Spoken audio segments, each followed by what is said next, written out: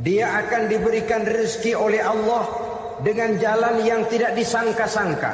Rezekinya dengan cara yang tidak disangka-sangka. Gajinya mungkin kecil, tapi penghasilannya gede. Kan itu yang penting.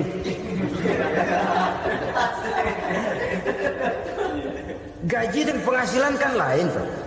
Boleh jadi gaji kecil, asal penghasilan gede, kan nikmat hidup itu. Nah, penghasilan ini ada yang bisa kita perkirakan. Bisa kita perkirakan. Misalnya gaji itu tadi. Kalau saya kerja, gaji saya begini. Ada rezeki yang masuk min haitsu la yahtasib. Tidak kita sangka-sangka, tidak kita duga-duga, tahu-tahu ada saja rezeki. Datang orang bawa persoalan yang mendatangkan hasil. Sebab rezeki, jodoh, maut memang seperti bayangan. Kita uber-uber dia lari, kita diem dia diem. Kan gemes ini tuh. Bayang-bayang itu begitu. Kita kejar, dia lari. Rezeki juga begitu. Kita diam, dia diam. Setengah mati yang namanya rezeki kita cari, kita uber, ngobek sampai ratusan bohong kita kerjain. Tapi memang belum waktunya, ya sulit untuk tembus. Tapi kadang-kadang giliran kita nongkrong di rumah, datang orang bawain rezeki. Itulah yang namanya rezeki. Tapi ini untuk orang yang bertakwa. Kalau tidak punya kredibilitas takwa, jangan lalu pakai ayat ini. Diberikan Allah dengan rezeki dengan jalan yang tidak disangka. Kan ada ayatnya dah. Kita mah mantang aja di rumah dah. Ntar juga tuh rezeki datang. Ini fasilitas yang diberikan kepada orang yang wa may yattaqillah, bertakwa kepada Allah, yarzuqhu min haitsu la yahtasib, diberikan rezeki dengan cara yang tidak disangka-sangkanya. Maka kadar ketakwaan jangan membuat kita buruk sangka. Tuh orang ya nggak kemana-mana, duitnya ada aja. Kalau dia takwa, Allah berikan jalan keluar. Yang lantas ngelihat kiai orangnya ahli ibadah, ilmunya tinggi, akhlaknya luar biasa, takwanya tinggi, rezekinya lancar. Kalau husnuzon nih kiai nggak kemana-mana, duitnya banyak, miara tuyul kali ini. Itu termasuk jaminan Allah yang masuk kategori min haitsu la yahtasib. Yang ketiga, yaj'al lahu min amrihi yusra. Dimudahkan segala urusannya. Dimudahkan segala urusannya. Kemudian yang keempat, yukaffir anhu sayyi'atihi wa yu'azzim lahu ajra. Diampuni segala kesalahannya dan dibesarkan pahala kebaikan yang dikerjakannya. Al-Quranul Karim memberikan tuntunan dan ajaran kepada kita bahwa orang-orang yang memperoleh kemenangan itu tidak lain adalah orang-orang yang bertakwa. Hanyalah mereka yang bertakwa kepada Allah Subhanahu wa ta'ala pada akhirnya akan tampil sebagai pemenang. Lalu siapa orang yang bertakwa itu? Dijelaskan dalam awal-awal Al-Baqarah. Orang yang bertakwa yang akan meraih kemenangan, pertama, allazina yu'minuna bil ghaib, yaitu orang-orang yang beriman kepada yang gaib. Percaya bahwa ada alam yang gaib, alam yang abstrak, alam yang tidak bisa dijangkau oleh salah satu daripada panca indera kita. Mereka percaya dan beriman kepada adanya malaikat, beriman kepada adanya iblis dan jin, beriman kepada adanya alam kubur, beriman kepada adanya alam mahsyar, beriman kepada adanya alam akhirat, beriman kepada adanya surga dan neraka. Beriman bukan cuma sekedar beriman dalam ucapan bibir saja, tetapi beriman yang nilai iman itu mampu mewarnai gerak dan gaya hidupnya. Iman yang meresap sampai ke tulang sumsum, kemudian memberikan dampak positif di dalam kehidupan manusia. Alam kita tahu adalah sesuatu yang selain Allah, dan Allah bukanlah alam. Apapun namanya selain daripada Allah itu adalah alam. Alam pada hakikatnya terbagi menjadi dua. Ada alam syahadah, alam nyata, alam konkret, alam yang bisa dijangkau oleh salah satu indera kita. Kemudian ada alam ghaib, alam yang tidak bisa dijangkau oleh panca indera kita. Alam metafisika, alam abstrak, alam yang wajib kita imani keberadaannya. Kita percaya bahwa malaikat itu ada. Kita percaya kepada jin, bahwa jin itu ada. Kita percaya kepada adanya iblis dan setan. Bukan percaya kepada iblis dan setannya, percaya bahwa iblis dan setan itu ada. Itu termasuk salah satu daripada sifat orang yang bertakwa kepada Allah. Saudara-saudara kaum muslimin rahimakumullah, kecenderungan pembangunan yang lebih bersifat materialistis biasanya menggeser aspek kehidupan rohani.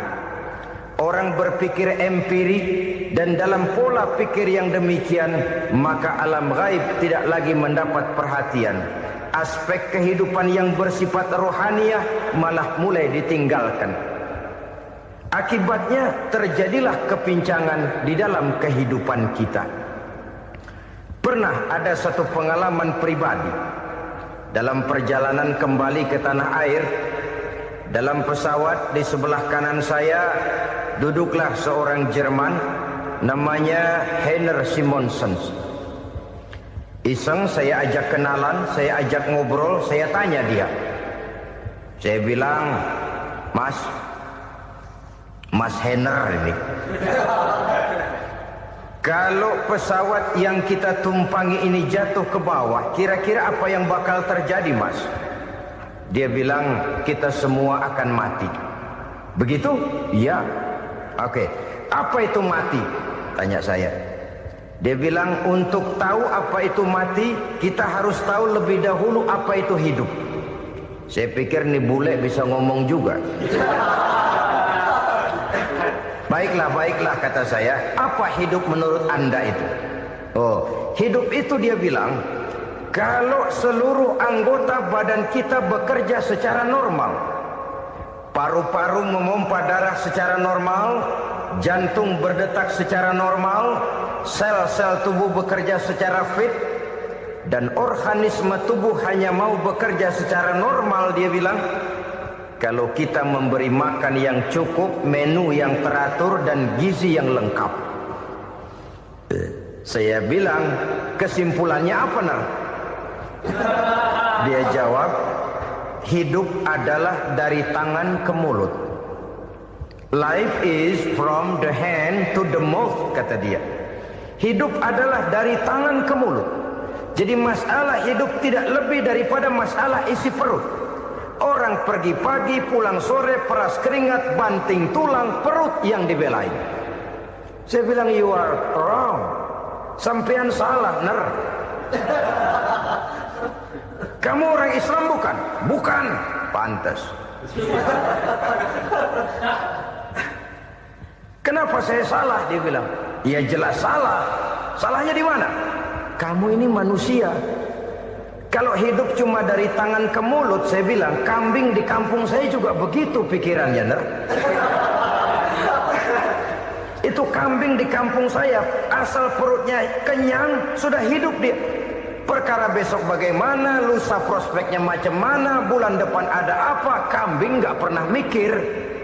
Di kampung saya kambing juga pikirannya begitu. Kamu Kristen ya? Tadinya. Loh kok tadinya, lalu apa sekarang kamu ini? Dia bilang, sekarang saya netral. Saya tidak beragama, tapi saya percaya kepada Tuhan sebagai pencipta alam.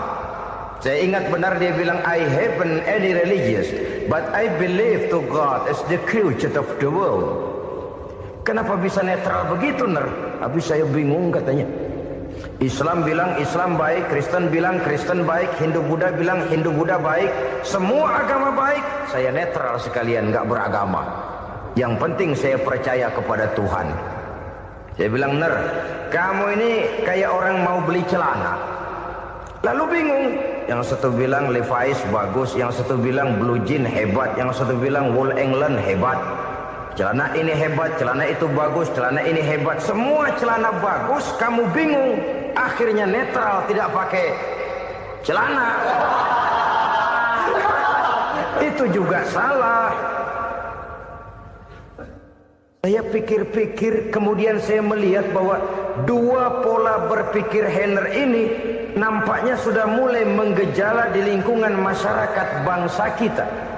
Disadari atau tidak, secara jujur kita harus berkata, dua pola pemikiran Henner ini mulai berkembang di tengah masyarakat bangsa kita.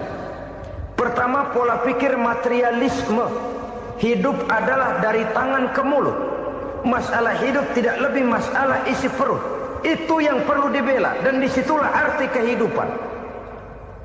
Pergi pagi, pulang sore, peras keringat, banting tulang untuk mempertahankan perut. Kalau sudah kemari cara orang berpikir, maka buat apa percaya kepada yang gaib? Untuk apa sholat? Untuk apa puasa? Untuk apa zakat? Untuk apa menghadiri majelis taklim? Tanpa kepercayaan kepada yang gaib, hidup berjalan menurut alur empiris dan materialis. Kalau sudah ke sana cara orang berpikir, biasanya orang lalu cenderung menghalalkan segala cara. Hanyalah orang yang percaya bahwa akhirat ada. Hanyalah orang yang percaya bahwa alam kubur itu ada.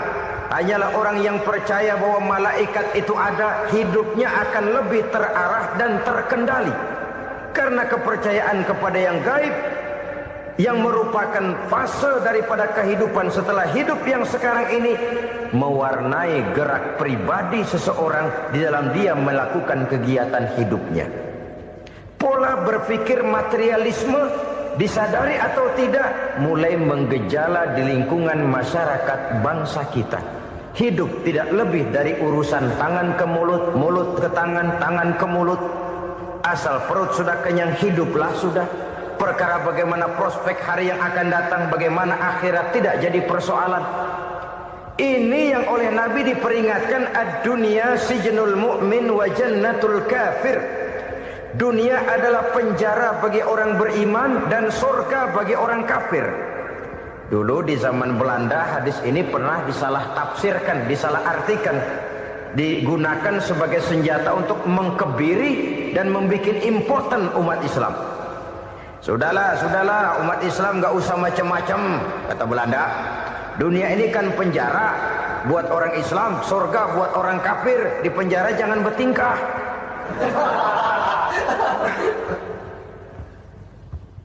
Pengertiannya tidak begitu. Dunia adalah penjara bagi orang mukmin. Artinya dalam kehidupan dunia seorang mukmin tidak bebas memperturutkan hawa nafsunya. Dipenjara hawa nafsunya. Sebaliknya surga bagi orang-orang kafir. Buat orang kafir surgalah dunia ini. Mereka bebas memperturutkan hawa nafsunya. Dilarang tidak terlarang, dicegah pun tidak tercegah. Mereka hidup menurut alur bisikan nafsu mereka sendiri. Kemudian bila ajal datang, maut merenggut nyawa, selesailah surganya sampai di situ. Maka bagi orang-orang yang tidak percaya kepada adanya akhirat, kepada adanya alam gaib, surganya sebatas umurnya. Sekali lagi, surganya sebatas umurnya. Bila umur selesai, ajal pun datang merenggut nyawa, selesailah sudah surganya sampai di situ. Alangkah pendeknya perjalanan orang-orang yang tidak percaya kepada alam gaib ini. Bagi kita mukmin, jikalau kita mampu memenjarakan hawa nafsu, kita bisa bahagia di dunia ini. Dan Islam memang tidak menyuruh kita sengsara di dunia. Raih dunia, kejar dunia, gapai dunia sebagai alat untuk mencapai kebahagiaan di akhirat nanti.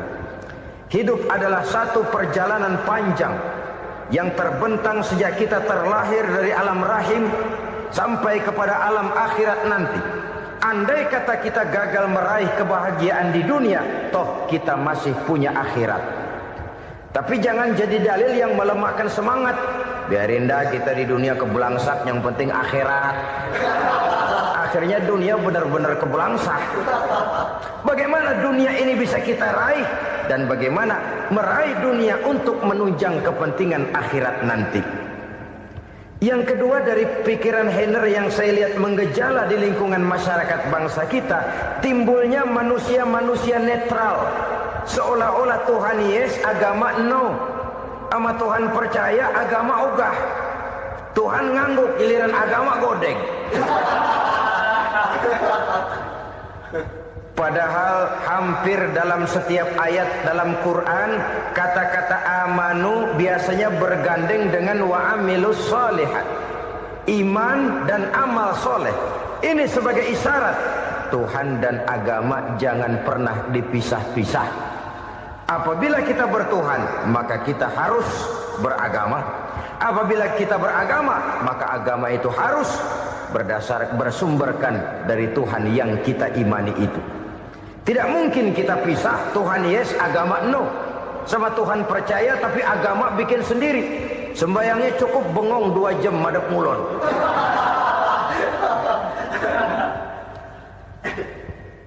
Saudara-saudara kaum muslimin rahimakumullah.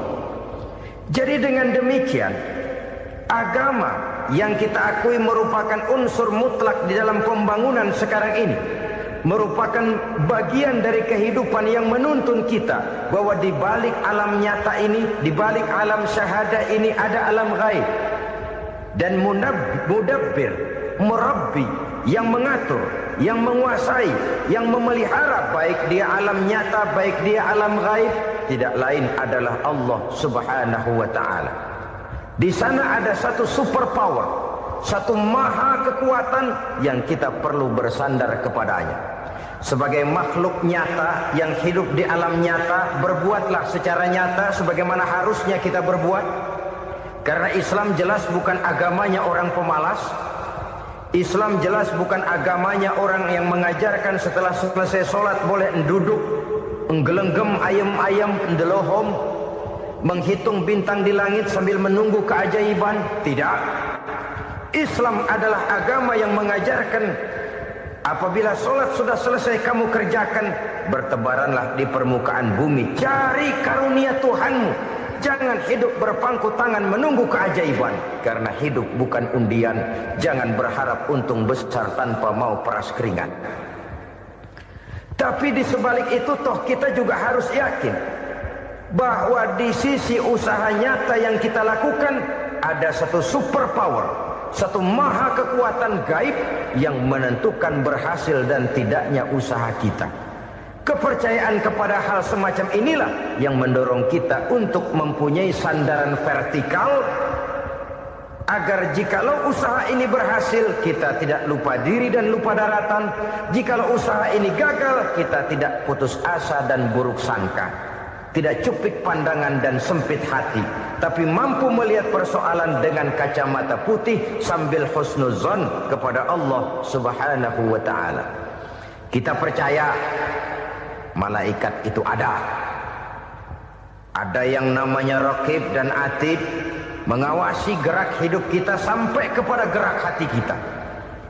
Ini memberikan sugesti agar kita berhati-hati. Tidak sejengkal tanah pun kita bisa berlindung dari pengawasan Raqib dan Atid. Ada Munkar Nakir yang akan menyoal kita di alam kubur.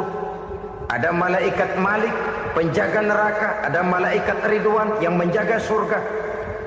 Kita percaya kepada adanya jin. Kita percaya kepada adanya setan, iblis. Percaya kepada adanya, bukan mempercayai si setan, si iblis lalu menjadikannya sebagai teman. Tidak. Percaya bahwa mereka itu ada dan merupakan makhluk Allah yang gaib yang diciptakan Allah Azza wa Jalla. Kepercayaan kepada alam gaib memberikan motivasi terhadap gerak lahir manusia, sehingga dengan motivasi kepercayaan kepada yang gaib, gerak lahir jadi lebih terarah, jadi lebih terpelihara. Pernah seseorang bertanya, "Pak, apakah adanya akhirat bisa dibuktikan secara ilmiah?" Saya bilang tidak bisa, tidak bisa. Kenapa? Karena yang berangkat nggak pernah pulang kembali lagi. Kalau dia pulang kemari bisa kita tanya bagaimana enak di sono. Cuma secara moral saya katakan, lebih beruntung orang yang percaya kepada akhirat daripada yang tidak. Sekarang saudara percaya akhirat ada, lalu saudara baik-baik di dunia, sholat, puasa, zakat, menolong orang lain, menebarkan kebajikan. Saudara mati, andai kata akhirat tidak ada, toh dalam hidup saudara sudah berbuat baik, paling tidak nama saudara akan dikenang sebagai orang baik. Sebaliknya, saudara percaya, kata saya, bahwa akhirat tidak ada, lalu hidup semau-maunya, tenggelam dalam maksiat dan munkarat, menentang Allah, tidak mau ruku dan sujud. Lalu saudara mati, kemudian akhirat ada, ayo mau apa? Bekal tidak punya. Jadi secara moral lebih beruntung orang yang percaya kepada adanya akhirat daripada yang tidak percaya. Dan itu alam gaib yang tidak bisa dibuktikan secara eksak. Jangankan untuk membuktikan seperti itu, dalam kehidupan sehari-hari saja yang kita rasakan tidak selalu berbentuk toh. Angin, bagaimana sih bentuknya angin? Kita tidak tahu. Merah, buktinya kalau dikerok merah. Yang merah itu kulit, yang kulit kita bukan anginnya. Sakit, rasa sakit itu ada, tapi bagaimana bentuk sakit kita nggak pernah tahu. Kalau kita makan cabai pedas, bagaimana bentuk pedas itu tidak ada, tapi rasa ada. Bentuk pedas hijau, cabainya bukan pedasnya. Tidak semua yang kita rasakan bisa kita gambarkan dalam bentuk yang konkret. Oleh karena itu, sekali lagi bahwa kepercayaan kepada alam yang gaib mampu memberikan satu sugesti yang menata kehidupan seseorang lebih lurus, lebih terarah, dan lebih terkendali. Maka wajar kalau kepercayaan kepada yang gaib mengantarkan seseorang untuk meraih kemenangan. Kenapa? Dia percaya kepada yang gaib, bahwa akhirat ada, bahwa alam kubur ada, bahwa pertanggungan jawab itu ada. Maka dia lalu tidak hidup saenae udele dewe, itu loh. Tidak hidup menurut seleranya sendiri, terarah, teratur. Ini cirinya yang pertama. Orang bertakwa yang akan meraih kemenangan, mereka beriman, mereka percaya kepada yang gaib. Bahkan hal-hal konkret saja selalu berangkat dari yang gaib. Saudara-saudara, para remaja, para pemuda sekarang ini tidak pernah tahu toh siapa yang akan jadi teman hidup saudara. Kita bisa saja ngerancang, mentargetkan, tapi toh akhirnya yang namanya jodoh bukan kekuasaan kita. Rezeki di luar kemampuan kita. Begitu juga ajal, maut, jodoh, ajal adalah contoh-contoh konkret bahwa pada akhirnya yang gaiblah yang menentukan. Bertahun-tahun ngelancong, emang jodoh seret nggak jadi.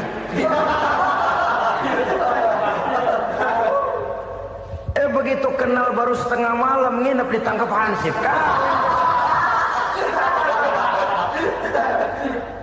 Hal-hal semacam itu kadang-kadang kita berpikir suuzon, gile, perempuannya cakep banget, lakinya rebek amat. Memang begitulah jodohnya. Memang begitulah jodohnya. Saudara hadirin ma'asyiral muslimin yang saya hormati, jadi hal-hal yang konkret saja kita yakini sepenuhnya ditentukan oleh satu superpower yang gaib itu tadi. Dari sanalah segala ketentuan itu berangkat dan kesanalah segalanya akan kembali. Maka kepercayaan kepada yang gaib meluruskan gerak hidup seseorang dan itu akan mengantarkan dia kepada meraih kemenangan. Satu. Yang kedua, wa yuqimuna shalah. Orang bertakwa yang akan meraih kemenangan itu adalah orang-orang yang mendirikan sholat. Kenapa sholat mengantarkan orang untuk meraih kemenangan? Yang jelas, inna sholata tanha anil fahsya'i wal munkar. Sholat mampu mencegah manusia dari perbuatan keji dan munkar. Banyak filsafat hidup yang terkandung di dalam solat ini. Sejak kita wudhu sampai kita menghadap ke arah kiblat, sampai kita melakukan gerak-gerak solat, bacaan-bacaan yang ada di dalam solat, lalu sampai kepada mengucapkan salam. Banyak filsafat hidup yang terkandung di dalam solat. Umpamanya saja, setelah takbiratul ihram mulai kita dengan solat dalam posisi berdiri, diajarkan dalam kitab-kitab fikih agar kita melihat ke arah tempat sujud. Ini kan filsafat kehidupan.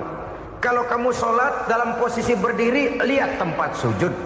Jangan solat mata jelalatan, sebab nanti bisa mengurangi kekhusyuan. Jadi wajar kalau yang dikatakan bahwa yang paling afdol adalah shaf yang di depan. Kenapa? Secara harfiah pengertiannya akan lebih mengundang kekhusyuan. Kenapa? Kalau kita di shaf paling depan, di masjid umpamanya paling banter kita lihat tembok. Tapi kalau kita shaf di tengah atau di belakang, orang-orang di depan kita pun akan kelihatan.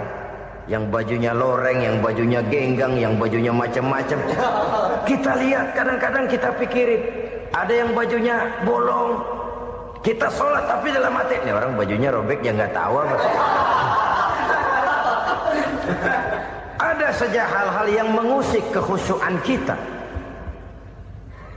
Oleh sebab itu diajarkan dalam posisi berdiri, lihat, arahkan pandangan matamu kepada tempat sujud. Ini kan filsafat kehidupan. Maksudnya apa? Kalau lagi diri lihat dong tempat sujud. Kalau udah di atas ingat dong sama yang bawah. Kalau sudah tinggi ingat dong dari mana kamu berangkat. Kalau sudah berkuasa bantu dong yang lemah. Kalau sudah kaya santuni dong yang miskin. Kalau sudah alim bimbing dong yang awam. Ini filsafat kehidupan. Dalam posisi berdiri kau lihat tempat sujud. Ini akan melahirkan kepekaan sosial, di mana seseorang mau tahu kepada orang lainnya. Bagaimanapun kaya kita, tinggi pangkat dan jabatan kita, jikalau hidup hanya untuk kepentingan perut sendiri saja, rasanya belum membawa manfaat di dalam kehidupan kita. Tapi efek yang tertinggi sesungguhnya, solat mencegah manusia dari perbuatan keji dan munkar. Perbuatan keji dan munkar, walaupun kelihatannya mendatangkan uang, membawa keuntungan, tapi itu keuntungan semu, keuntungan sementara. Dengan menipu orang lain kita bisa dapat untung, tapi tidak membawa berkah. Dan itu adalah kerugian besar dalam kehidupan kita. Maka untuk meraih kemenangan harus dimulai dengan membentuk kepribadian yang tegar, memiliki sandaran vertikal yang langsung kepada Allah Subhanahu wa ta'ala. Dan itu hanya bisa kita tempuh melalui jalur ibadah formal yang sudah ditentukan Allah, yakni solat yang 5 waktu. Untuk memperkuat itu ada solat-solat sunnah, rawatib, nawafil sebagai terminal-terminal kontrol cadangan untuk memelihara stabilitas temperatur batin di dalam kita berhubungan dengan zat yang maha gaib, yaitu Allah Subhanahu wa ta'ala. Orang sering bertanya, Pak, itu tetangga saya nggak sholat, duitnya nggak habis-habis, Pak. Nggak sholat tapi mobilnya tambah terus. Nggak sholat tapi usahanya makin maju. Tapi di sisi lain ada orang yang rajin sholat, rezekinya butak bener. Anaknya mana kurus, mana korengan. Saudara hadirin, ma'asyiral muslimin rahimakumullah. Harus saya katakan bahwa solat memang bukan untuk cari duit. Solat adalah sandaran vertikal kita kepada Allah. Sedangkan soal rezeki itu berkaitan dengan sifat Allah Maha Pengasih dan Maha Penyayang. Allah Maha Pengasih, siapapun dikasih kalau mau usaha. Allah Maha Penyayang, tidak semua orang disayang oleh Allah Azza wa Jalla. Dan belum tentu banyak harta itu merupakan nikmat. Mungkin juga istidraj. Artinya istidraj itu dikasih tapi diambulin, kalau bahasa Betawinya itu. Dikasih tapi diambulin, itu bukan merupakan nikmat sesungguhnya, lebih merupakan azab dari Allah Subhanahu wa ta'ala.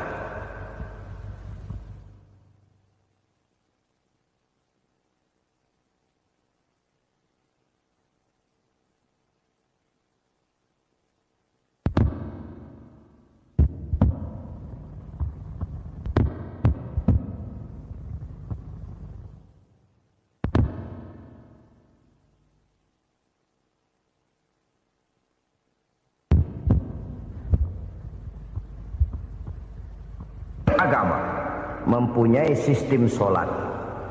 Dan kita umat Islam telah dituntun oleh Allah Subhanahu wa ta'ala yang wajibnya 5 kali dalam sehari semalam mendirikan sholat. Dan itu tentu berada dalam jangkauan kemampuan manusia. Pada awalnya barangkali kita memang merasa sholat itu satu kewajiban. Tapi semakin kita hayati makna, manfaat dan filsafat yang terkandung di dalam ajaran sholat, semakin sampai kita kepada keyakinan bahwa sholat adalah keperluan kita. Sehingga pada waktu tertentu dinilai puncaknya, kita tidak lagi akan berkata saya wajib sholat, tapi kita akan berkata saya perlu sholat. Kalau kita sudah merasakan itu adalah keperluan kita, nah di sanalah kita baru akan merasakan ruginya kalau hal itu tidak kita laksanakan. Sepanjang kita masih berkata saya wajib sholat, kita akan lebih merasakan dia sebagai beban ketimbang sebagai keperluan. Yang jelas Allah tidak memerlukan ibadah yang kita laksanakan ini. Dengan kata lain, andai kata satu dunia penuh ini orang tidak ada yang sholat satu pun, Allah tidak akan turun dari jabatan Tuhan. Jangan lalu berpikir kalau kita ngambek se-RW kagak sembahyang Tuhan tekor kali ini ya. Tentu tidak. Itu perlunya kita, bukan perlunya Allah. Dan pada induknya kita akan berkata saya perlu agama. Kalau secara induk kita sudah memerlukan agama, maka konsep-konsep yang ada di dalam ajaran agama itu pun adalah juga merupakan keperluan kita. Baik dia bernama sholat, baik dia bernama puasa, baik dia bernama zakat, baik dia bernama haji, seluruhnya adalah keperluan kita. Dan sesuatu yang kita perlukan apabila tidak kita laksanakan akan melahirkan kerugian di dalam kehidupan. Jangan heran kalau kita membaca riwayat perjalanan hidup para salafus soleh, orang-orang soleh. Ada yang tahajud sampai 100 rakaat, ada yang sholat malam kakinya sampai bengkak. Kita sekalinya bengkak biri-biri. Ada yang sholat membaca surah dalam Al-Quran sampai khotam Quran. Kok mau? Mereka sudah merasakan itu keperluan. Itu saja soalnya.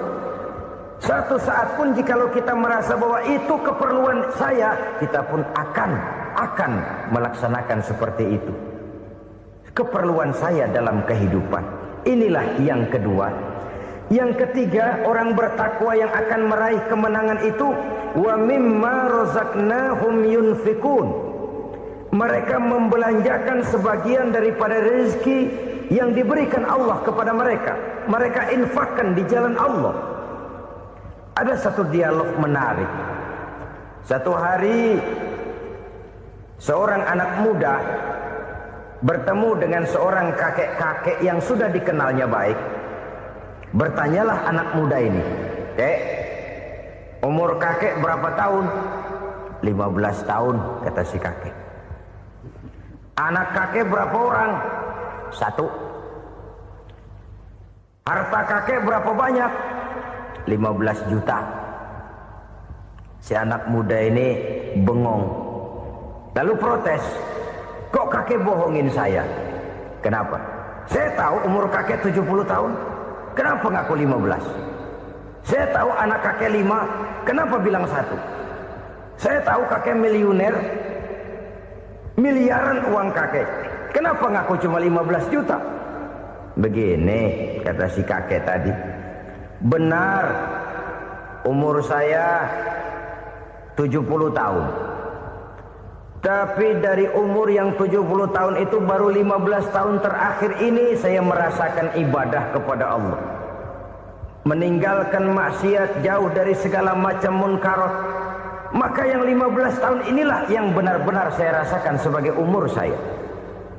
Benar anak saya 5, tapi yang 4 susah diatur. Cuman 1 rasanya nih yang bakal jadi si buah hati belahan jantung pelanjut cerita penerus sejarah. Cuma 1 ini yang saya harapkan yang akan jadi anak soleh, yang akan membuat saya menerima pensiunan pahala. Kalau yang 4 apek dah, nggak ada harapan. Yang satu nyekek botol mulu. Oh begitu, iya. Lalu kenapa kakek bilang harta kakek cuma 15 juta padahal saya tahu kakek uangnya miliaran, depositonya banyak? Ya karena 15 juta itulah yang saya ingat yang pernah saya belanjakan di jalan Allah. Saya merasa itulah harta saya yang sebenarnya. Yang miliaran yang saya simpan di bank kelak kalau satu saat saya mati akan jadi rebutan di antara anak-anak saya. Iya kalau anak saya soleh kayak yang satu ini. Kalau yang 4 tadi udah tulen dia bakal berantem dah berebut tuh. Jadi 15 juta yang saya belanjakan di jalan Allah inilah yang saya merasakan benar-benar harta saya yang sesungguhnya. Dialog ini patut menjadi bahan renungan kita bersama. Diberikan kita umur 40, 50, 60, 70, 80. Berapa tahun dari umur yang diberikan itu yang jalan mulus, yang kita gunakan untuk melaksanakan ibadah? Banyak harta kita simpan di bank, di lemari, di dompet, di tas. Tapi berapa yang sudah kita depositokan di jalan Allah yang akan menemani kita di hari kita kembali nanti? Maka orang bertakwa yang akan meraih kemenangan, wa mimma razaqnahum yunfikun, mereka membelanjakan sebagian dari rezeki yang diberikan Allah di jalan Allah Subhanahu wa ta'ala. Ma'asyiral muslimin rahimakumullah. Zahirnya memang kita memberikan kepada orang lain, tapi hakikatnya kita menyimpan untuk diri kita sendiri. Kita memberikan kepada yatim piatu 25.000. Zahirnya kita memberikan si yatim, hakikatnya kan kita cuma nyimpan. Saya berikan titip kepadamu, ini untuk saya di akhirat. Kau boleh belikan baju, kau boleh belikan untukmu makan, kau boleh bayarkan sekolahmu. Ini untuk saya. Hakikatnya kita nyumbang masjid 1 juta, zahirnya kita berikan kepada panitia masjid, tapi hakikatnya kan cuma titip 1 juta ya untuk saya di alam kubur nanti. Silakan kau boleh belikan semen, ini uang, belikan besi, belikan pasir. Saya cuma sekedar titip untuk kepentingan saya. Hakikatnya kita cuma sekedar menitip. Sebagaimanapun pada hakikatnya, apapun yang kita miliki dalam kehidupan kan cuma sekedar hak guna pakai, bukan hak milik mutlak. Harta kita, rumah kita, kendaraan kita, kebun kita, pabrik kita, hak guna pakai saja. Hak milik mutlak cuma untuk Allah Subhanahu wa ta'ala. Saudara-saudara kaum muslimin rahimakumullah. Ini yang ketiga. Kemudian yang keempat, orang-orang bertakwa yang akan meraih kemenangan, allazina yu'minuna bima unzila ilaika. Mereka yang beriman, mereka yang percaya kepada apa yang telah diturunkan kepadamu Muhammad, ay Al-Quran, yakni Al-Quranul Karim. Setelah percaya kepada yang gaib, mendirikan solat, kemudian menginfakkan sebagian dari rezeki yang diberikan Allah, mereka juga lalu percaya kepada yang diturunkan terhadap Nabi, yaitu tidak lain Al-Quranul Karim. Sekali lagi di sini, percaya bukan hanya sekedar percaya saja, tetapi percaya lalu menjadikan Al-Quran itu sebagai pedoman hidup. Sebab memang Al-Quran itu adalah GBHM, garis-garis besar haluan muslim. Apa yang harus kita lakukan, apa yang harus tidak kita lakukan, bagaimana mestinya kita bertingkah laku dan berbuat, seluruhnya tercantum di dalam Al-Quranul Karim. Itu sebabnya ketika satu hari Aisyah ditanya bagaimana akhlak Rasul, beliau menjawab, kana Rasulullah sallallahu alaihi wasallam khuluquhul Quran. Akhlak daripada Rasulullah tidak lain adalah Al-Quran. Jawaban simpel ini memberikan gambaran bahwa keseluruhan daripada konsepsi Quran sudah diterjemahkan dalam kehidupan Rasulullah sallallahu alaihi wasallam. Karena kita tahu akhlak adalah keseluruhan dari gerak hidup manusia. Sejak ia berpribadi, berumah tangga, bertetangga, bermasyarakat, sampai kepada berbangsa dan bernegara, Al-Quran tetap memberikan sentuhan nilainya. Oleh karenanya, orang-orang yang bertakwa adalah orang-orang yang menjadikan Al-Quran sebagai pedoman dalam kehidupannya. Dan kita yakini Al-Quran diturunkan kepada Nabi Muhammad bukan merupakan produk Nabi Muhammad. Isi dan redaksinya langsung dari Allah Subhanahu wa ta'ala. Kemudian cirinya yang kelima, orang bertakwa yang akan meraih kemenangan itu, wa ma unsila min qablika. Tidak hanya sekedar percaya kepada yang diturunkan terhadap Nabi Muhammad, yaitu Al-Quran, mereka juga percaya kepada apa yang pernah diturunkan kepada para nabi, kepada para rasul sebelum Nabi Muhammad. Percaya kepada adanya suhuf, percaya kepada adanya Taurat, percaya kepada adanya Injil, percaya bahwa Allah dahulunya sudah menurunkan Taurat kepada Musa, percaya bahwa Allah sudah menurunkan Injil kepada Isa, percaya Injil ada, Taurat ada, diturunkan Allah untuk Isa dan Musa, tetapi tidak wajib mengamalkannya karena kita sudah diberikan Al-Quranul Karim. Ini yang perlu saya garis bawahi. Kita percaya Allah telah menurunkan Injil dahulu kepada Isa. Kita percaya bahwa Allah telah menurunkan Taurat dahulunya kepada Nabi Musa. Kadang-kadang ini dijadikan dalih, dikacaukan pengertiannya. Quran saja mengajarkan bahwa orang yang bertakwa harus percaya kepada Injil, maka pakailah Injil. Apalagi kalau ayat sebelumnya ditilap, dihapus, dihilangkan, Injilnya yang ditekankan, maka akan terjadilah penekanan yang salah arah. Karena salah arah akhirnya bisa merusak dan menghancurkan akidah. Ketika Rasul suatu saat pernah ditanya orang, "Ya Rasul, bagaimana sikap kita sebagai muslim terhadap Injil yang ada sekarang?" Beliau menjawab, "La tukadzibuhu jami'an wa la tusaddiquhu jami'an." Jangan didustakan seluruhnya, jangan juga dibenarkan semuanya. Artinya, ini sudah merupakan gambaran dari Rasul bahwa dalam Injil yang ada sekarang masih ada ajaran-ajaran tauhid yang dibawa oleh Nabi Isa dan diajarkan kepada umatnya. Tapi juga dalam Injil yang sekarang ini sudah terkena intervensi dan investasi manusiawi. Karena itu Rasul menyimpulkan, la tukadzibuhu jami'an wa la tusaddiquhu jami'an. Jangan didustakan semua, jangan dibenarkan seluruhnya. Kita memang percaya Allah telah menurunkan Injil kepada Nabi Isa dulu, tapi kita tidak wajib mengamalkan Injil.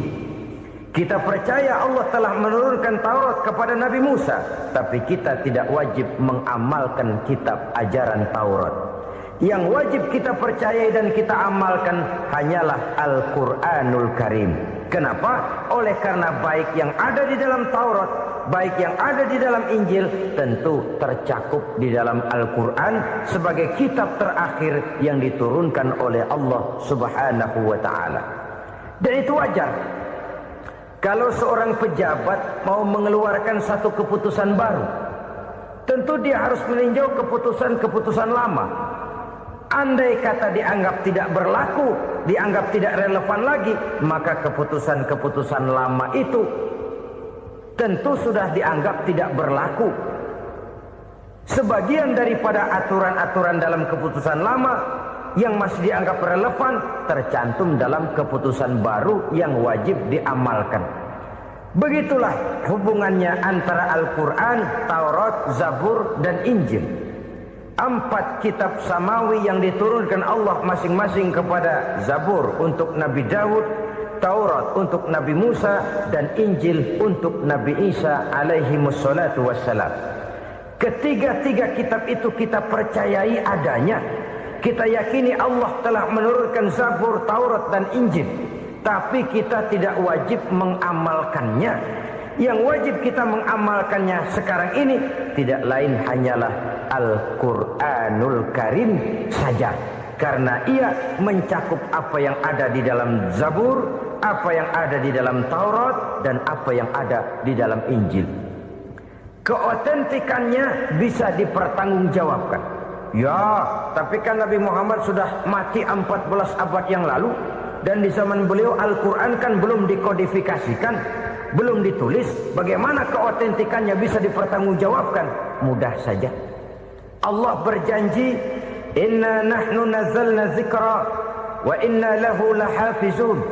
Kami yang menurunkan Al-Quran dan kami yang akan menjaga dan memeliharanya. Allah turunkan Quran, Allah menjaganya. Bagaimana cara Allah menjaga Al-Quran itu? Banyaknya orang-orang yang hafaz Al-Quran. Hafaz Al-Quran 30 juz, 114 surah, 6.666 ayat. Sehingga jangankan satu kata, jangankan satu ayat, satu kalimat saja berubah, sudah akan timbul reaksi dan mudah dimengerti. Kenapa? Banyak orang-orang yang hafaz Al-Quran. Sedangkan pada setiap akhir tahun biasanya malaikat Jibril selalu mengadakan checking terhadap ayat-ayat yang diturunkan pada waktu itu. Di zaman Nabi sendiri sudah ada usaha kodifikasi. Dan yang lebih luar biasa lagi, sampai hari ini tidak seorang pun mampu membuat satu ayat saja semacam Al-Quran. Ke bahasa manapun dia diterjemahkan, naskah aslinya tetap ikut. Rujukan dasarnya tetap ada. Berdasarkan itu, maka tidak mungkin terjadi penyelewengan terhadap atau pemalsuan terhadap ayat-ayat Al-Quranul Karim. Kesuciannya, keotentikannya, kemurniannya bisa dipertanggungjawabkan. Ma'asyiral muslimin rahimakumullah. Oleh karenanya, konsepsi dasar daripada ajaran Islam ini memang tidak lain adalah Al-Quran dan Sunnah. Isi daripada agama Islam yang merupakan iman, Islam dan ihsan, konsepsi dasarnya tidak lain adalah Al-Quran dan Sunnah Rasulullah Sallallahu Alaihi Wasallam. Maka yang kita perlukan sekarang ini adalah terjemahan Al-Quran di dalam kehidupan kita. Dengan demikian, maka gaya kehidupan yang lebih Qurani itulah yang kita dambakan. Kita perlu memang terjemahan Quran dalam bahasa Inggris, dalam bahasa Belanda, dalam bahasa Jepang. Tapi yang lebih kita perlukan adalah terjemahan Quran di dalam kehidupan kita. Konsekuen, tidak memanipulasi, ringan sama kita jinjing, berat sama kita pikul. Jangan kalau lempengan ayat Quran tuh kira-kira enak diamalin, keras teriakan kita. Giliran kira-kira ayat Quran itu mukul kepala kita sendiri, diam kita. Itu ciri yang pernah disindir Allah dalam awal-awal Baqarah juga itu. Ciri beragamanya orang yang munafik. Kullama adha'a lahum masyawfi, kata Allah. Wa iza azlama alaihim qamu. Apabila terang mereka jalan, apabila gelap mereka berhenti. Artinya, kalau kira-kira di Islam nguntungin, rame-rame pada teriak Islam. Tapi ketika diminta untuk berjuang, ketika dituntut untuk berkorban, rame-rame mengundurkan diri. Nasib agama tidak ubahnya seperti daun pisang yang dikait orang di tepi jalan lantaran tak berpayung di ketika hari hujan. Manakala hujan usailah sudah, daun itu pun dicampakkan di tepi jalan, diinjak pula orang nan lalu. Artinya, orang menjadikan agama cuma sebagai lipstick, decoration only, tidak konsekuen. Hanya pada saat-saat kelihatannya Islam membawa keuntungan, rame-rame orang teriak-teriak tentang Islam. Tapi jikalau diminta berjuang, jikalau dituntut untuk berkorban, biasanya rame-rame juga mengundurkan diri. Jangan heran kalau mayoritas hitungan kita, tapi minoritas peranan kita. Kuantitas kita dalam jumlah, tapi dalam kualitas kita lebih sering jadi penonton daripada jadi pemain. Padahal itu sangat tidak boleh terjadi. Umat Islam di Indonesia harus bangkit. Umat Islam di Indonesia harus sadar akan keberadaannya. Tidak boleh hanya jadi penonton berpangku tangan, karena memang agama kita juga mengajarkan untuk konsekuen di dalam menjabarkan ajaran-ajaran daripada agama kita. Kita sering jatuh menjadi umat yang lemah oleh karena kita ini tidak pandai menggalang kebersamaan. Halo, selamat sore menjelang malam yang sudah menonton ceramah di channel Jalan Berkah. Terima kasih ya. Jangan lupa like dan subscribe-nya. Sampai jumpa di video selanjutnya.